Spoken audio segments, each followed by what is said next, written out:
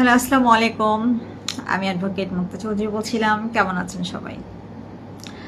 আচ্ছা, আমি আজকে একটা ভিডিও করছি। এটার কারণ হলো যে আমার শ্রদ্ধেয় স্যার, বিচারক উনি, হুমায়ুন কবির, উনি একটা পোস্ট করেছেন।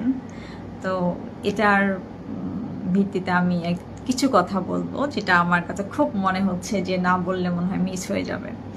তো কিছু কথা আসলে না বললেই না। আমি আসলে কোর্টে ছিলাম, তো হঠাৎ করে ফেসবুক স্ক্রল করতে করতে দেখলাম স্যারের পোস্টটা। তো আমি আমার ফেসবুক পেজেও শেয়ার করেছি, আপনারা অবশ্যই সেটা পড়ে নেবেন।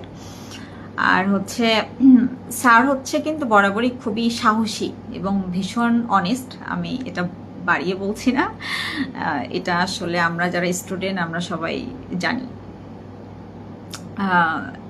এবং মজার বিষয় হলো যে একজন ডিএমপি কমিশনারের প্রশ্নের কড়া জবাব তিনি এই স্ট্যাটাসের মাধ্যমে দিয়েছেন। আমরা স্ট্যাটাসটা একটু পড়ে নিই।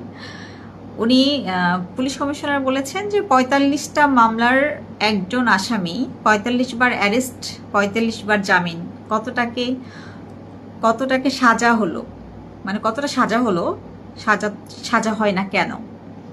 আচ্ছা, সাজা হয় না কেন, এটার পরিপ্রেক্ষিতে স্যার হচ্ছে কিছু কথা বলেছেন। ঠিক আছে, স্যার বলেছেন যে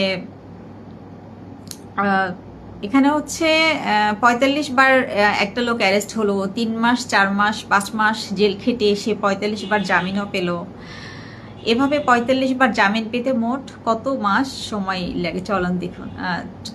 তো একটু মানে বছর হিসাব করে, ছাড় হিসাব করে বের করেছেন, প্রায় আমি ধরে নিলাম ১২ বছর, তার জীবন থেকে ১২ বছর চলে গেল। এটা হচ্ছে ৪৫টা ক্ষেত্রে। এখন স্যার এখানে আবার বলেছেনও সুন্দর করে হিসাব করার পর স্যার বলেছেন যে আচ্ছা, তাহলে তার জামিন হবে অর্থাৎ ২০৩৩ সালে, ওকে, সাল পর্যন্ত যাবে। এই যে পুলিশের এত বড় অফিসার, একটু শুনুন, স্যার তাকে বলেছে খালি ধরার ওস্তাদ হলে হবে না, আবার যেমনভাবে ধরে দিলেই দায়িত্ব শেষ হয় না, ধরে দিলেই দায়িত্ব শেষ হয় না। ভুল বুঝবেন না, এই দেশে যে পরিমাণে মিথ্যা, আংশিক মিথ্যা, পুরোপুরি মিথ্যা, আবার একজনের অপরাধ ১০-২০ জনের উপর নির্লজ্জভাবে চাপানো।